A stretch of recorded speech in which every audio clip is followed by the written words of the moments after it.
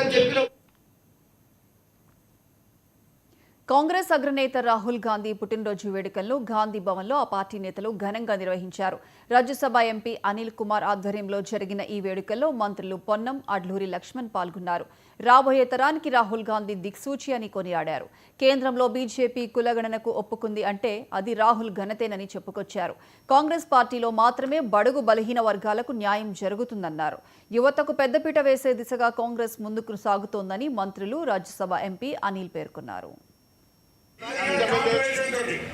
సామాజిక న్యాయానికి కాంగ్రెస్ అడ్రస్ గా ఈరోజు ముందుకు 42% చట్టాన్ని చేసి కేంద్ర ప్రభుత్వం పంపించిన సందర్భంలో కానీ 30 సంవత్సరాల రాష్ట్రంలో అన్నదమ్ములాగా కలిసినటువంటి కేటగిరీషన్ వర్గీకరణ విషయంలో కానీ భారతదేశంలో సమన్యాయం జరగాలి, అందరికీ పదాలు అందరికీ అందాలని చెప్పి గౌరవ ఏఐసిసి నాయకులు రాహుల్ గాంధీ గారి ఆలోచన సోషల్ జస్టిస్ మరి ఆలోచన అమలు చేయాలి. ఈ రాష్ట్ర ప్రభుత్వం కానీ ఈరోజు పార్టీ కానీ ముందుకు మరొకసారి ఇంత పెద్ద ఎత్తున ఈ వేదికలలో కుటుంబ సభ్యులకు, మా సోదరి మళ్లకు, కాంగ్రెస్ కు, ఎన్ఎస్సీకు, సేవాదలకు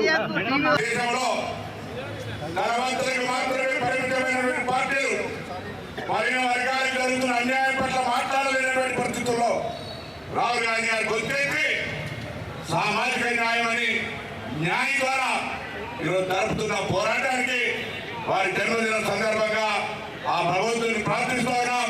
వారికి 2 నీళ్ళు ఇచ్చి ఈ దేశ రాజకీయాల్లో అత్యున్నతమైనటువంటి ప్రధానమంత్రి లాంటి పదవిని పొంది దేశంలో ఈ వెనుకబడిన వర్గాలు, దళిత మైనారిటీ వర్గాలు ఎవరైతే చాలా కాలంగా నిరీక్షిస్తున్నారో వాళ్ళందరికీ న్యాయం చేసేటువంటి నిర్ణయాలు తీసుకొని భారతదేశ ముఖ చిత్రంలో, భారతదేశ రాజకీయ చిత్రంలో, భారతదేశ ఆర్థిక చిత్రంలో ఈ ప్రపంచంలో ఉండే విధంగా తీర్చిదిద్దినటువంటి పదాన్ని ఆయుష్యాలని ఈ జన్మదిన సందర్భంగా ఈ విధంగా కాంగ్రెస్ తోటి సామాజిక